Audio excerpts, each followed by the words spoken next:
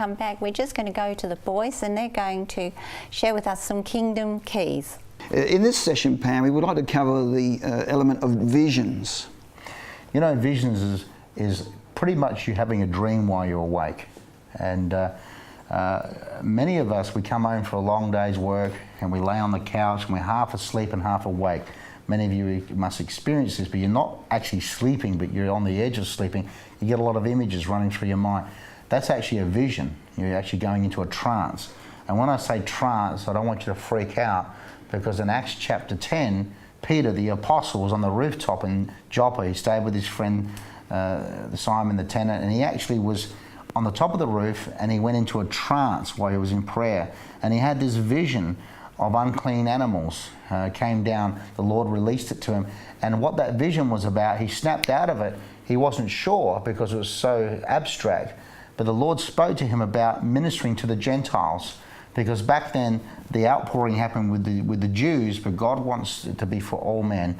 And that's what the vision meant. So you can actually go into a trance while you're half asleep and have visions. You're not actually asleep, you're not awake.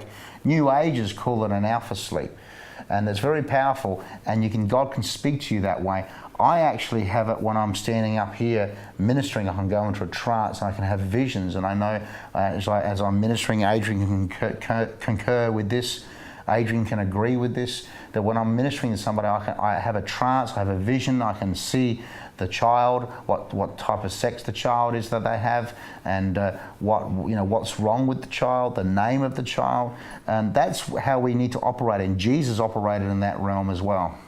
You know, regularly, Adam and I minister together. We've probably done something like 100 conferences together, and I've seen you prepare, darkening the shades or drawing the blinds in the room, laying down on the bed, just allowing yourself, positioning yourself really for God to give you downloads. Yeah, He gives me names, He gives me visions of people in the meeting that I've never met before, and that's when God starts to release the miracles.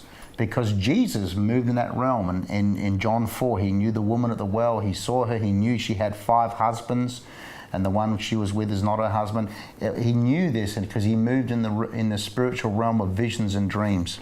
You know, one of the things I've found, and I've learnt this from Adam, is this: that don't jump out of bed so early in the mornings, like just and get into your routine, but take some time, just like unwinding from sleep. It's coming into this realm here, and chances are you'll get a vision. It may be something to do with your work situation, your church situation, your financial situation. It'll be an insight. It'll be then your task to understand what God's saying, because it'll give you a metaphor. So get excited, guys. Visions are real. Sons and daughters will prophesy, old men will dream dreams, young men will see visions. You need to activate that and have a lot of fun with it.